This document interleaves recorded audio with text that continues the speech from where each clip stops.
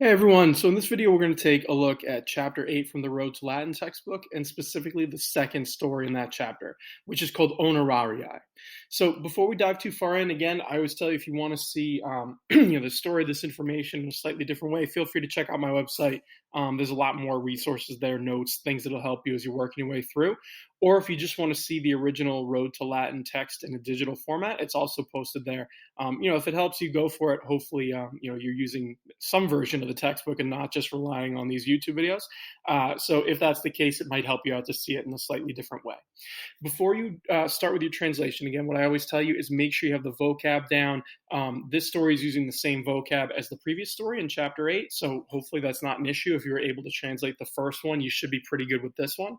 And the grammar hasn't changed either. So the focus of this chapter is still prepositional phrases.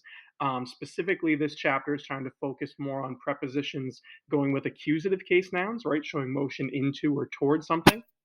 But it's mixing in a good amount of prepositional phrases that are using ablative nouns too, just to make sure that you have that down.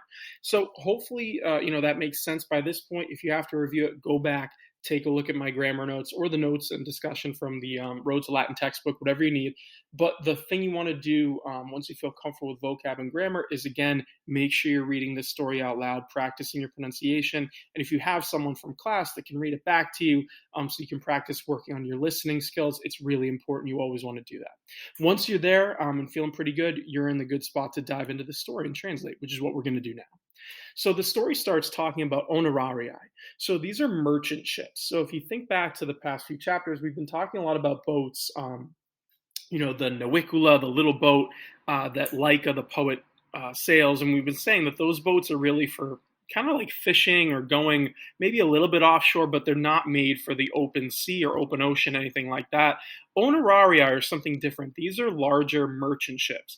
And I'd encourage you to take a look. There's a ton of really good resources out there that kind of walk you through Roman trade and the economy. One that I always like to use in my class is a channel called Kings and Generals, which has a good video on this.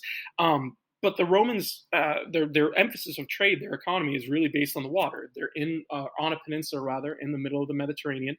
Their sea power had to be important, and it's where they get a lot of their money from. So these Onerariae, these merchant ships, are really important. They're sailing all over the place. They're sailing as far off as India, through Egypt, even going west out through the Straits of Gibraltar, right? There's a lot of sailing involved, and these ships are really meant to carry a lot of, heavy burdens, a lot of stuff.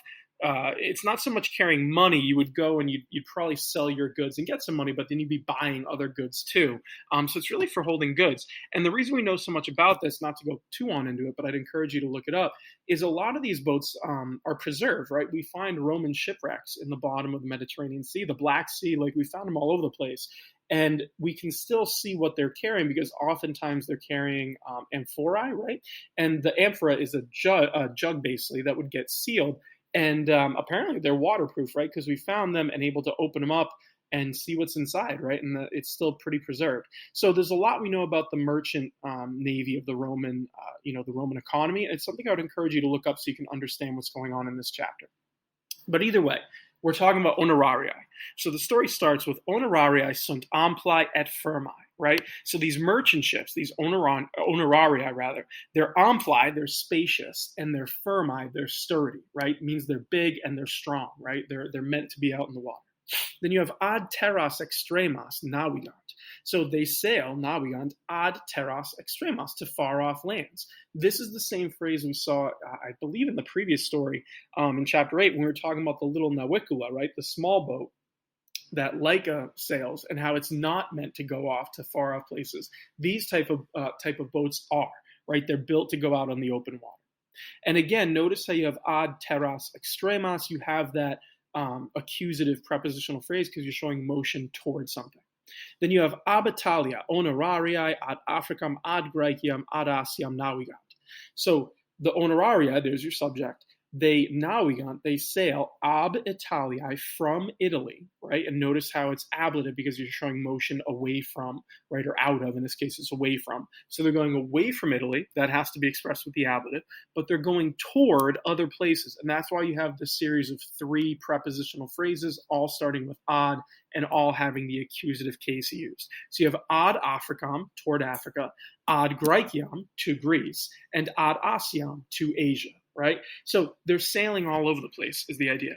And these are just a couple places they put: Africa, Asia, Greece. There's other places they would definitely go, but it gives you an idea of how these ships are built to go out into the Mediterranean Sea, which can be really dangerous, right? There's storms for sure. It's not the easiest thing in the world to go sailing there, particularly in ancient times, but that's what they're built for.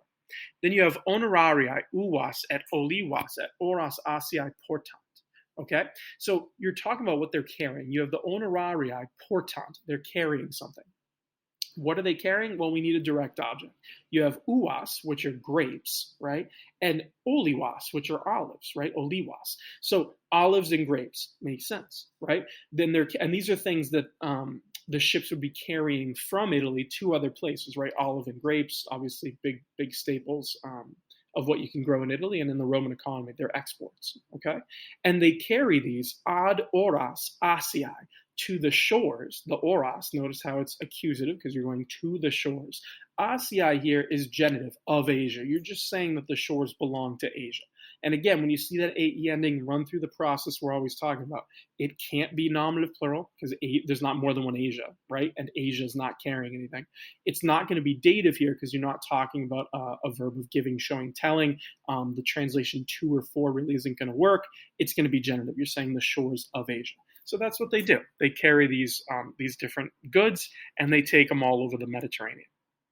Then you have nautai, olivas, et uvas, ex Onerariis in vias portam. So the sailors, the nautai, there's your subject, they carry olivas, olives, et uvas, grapes. They carry them ex Onerariis, so out of the ships, right? The Onerariis are the merchant ships. It's just the ablative form of it because they're carrying them off the ships or from the ships. And they carry them in vias, into the roads. Vias is accusative plural, so it's implying motion into something. So if you were imagining the ship pulling into the harbor, the sailors are carrying stuff off of the ships and onto the roads. That's the idea, okay? Then you continue with Incolae Asiae nautis pecuniam dant. So the Incolae, the inhabitants of Asia, right? Asiae, genitive there. So the inhabitants of Asia, they dant, they give. We have a verb of giving. We're probably expecting an accusative. You have to give something, and a dative. You give something to someone. So here in the story, they give pecuniam, they give money to the sailors. Nautis is dative. That's what it's going to be here, right? So they're giving money to the sailors because they're selling these goods, right? Then you have ab oris Asiae nautai corbulas et palas ad Italiam portam. So the nautai, the sailors, they're still your subject. The sailors, they're carrying, again, they're carrying something back is the idea. So they're carrying portant ab oris Asiae, so not ad oras to the shores, but ab oris from the shores, right? So it means they're reversing direction, and when you're going away from something, it needs to be ablative when you have a prepositional phrase. So the sailors are carrying stuff, we're going to see in a second, from the shores, ab oris Asiae, of Asia, meaning going back. What are they carrying? Corbulas et palas ad Italiam. They're going ad Italiam to Italy. What are they carrying? Corbulas are small baskets, and palas are cloaks, right? A pala is basically a cloak that a Roman woman would carry. So clothing you can almost think of, right? But they're carrying small baskets. It means they have different goods is really the idea. But ad Italiam is accusative because you're going to Italy, right? So they're going from the shores, ablative, toward Italy, accusative, okay? Then we go to the next and last paragraph. This is the first part of the last paragraph. You have a Graeciae nautai amphoras et urnas portam. So a Graeciae, from Greece, right? Gracia, I think I said Graeciae. It's not Gracia, it's Gracia, right? So from Greece, the sailors carry the nautai portant. They carry from Greece amphoras et urnas. So amphoras, right? Those, they're basically like clay jars that can hold a bunch of different goods. Amphoras and urns, right? So it's saying from Asia, they're carrying small baskets and cloaks. From Greece, they're carrying amphoras and urns, right? A bunch of stuff would be in it. And then you have nautai, corbulas, palas, amphoras, urnas, in tabernas, italicas, portant.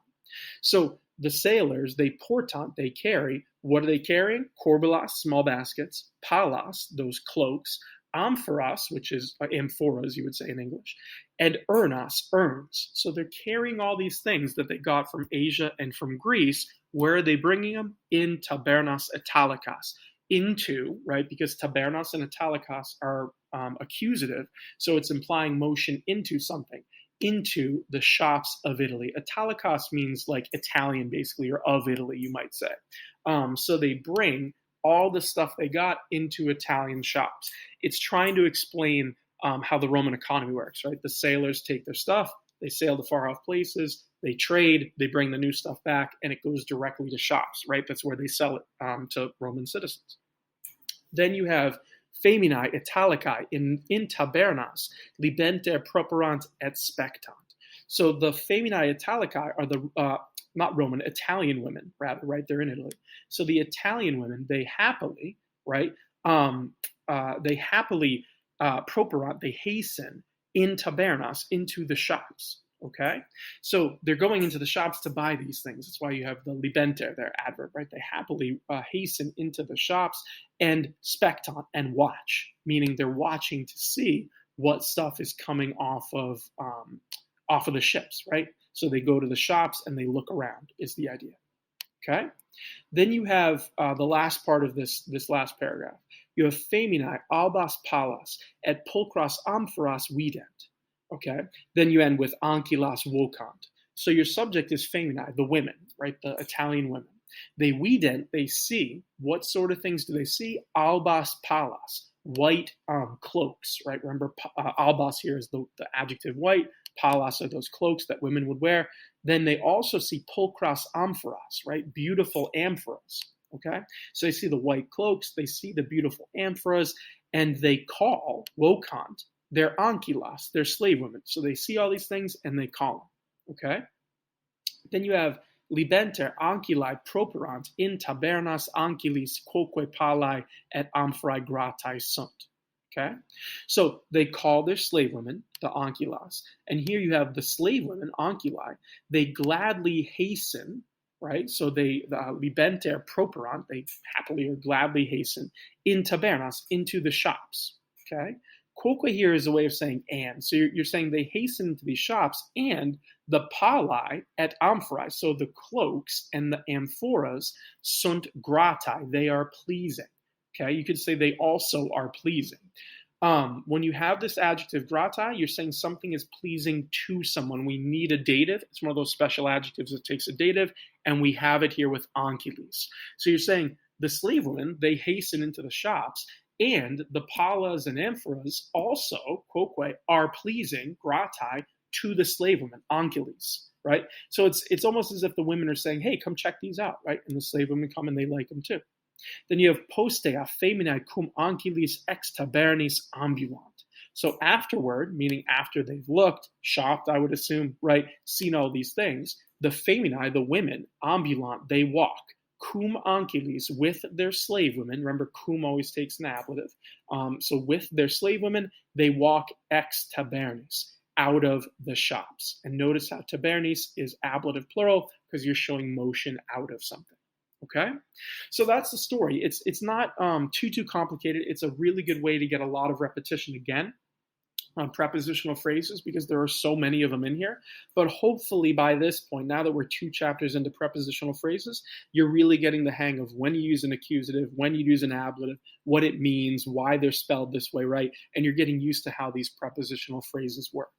If you have any questions at all, feel free to put them in the comments below. Let me know. I'll be happy to help you in any way that I can. But otherwise, just keep reading through these stories. I always say it, the more you practice and the more you read, the more comfortable and confident you're going to feel with the Latin. So hopefully you're hitting that point and feeling in a good place on chapter 8. Keep at it and you'll be fine. Good luck.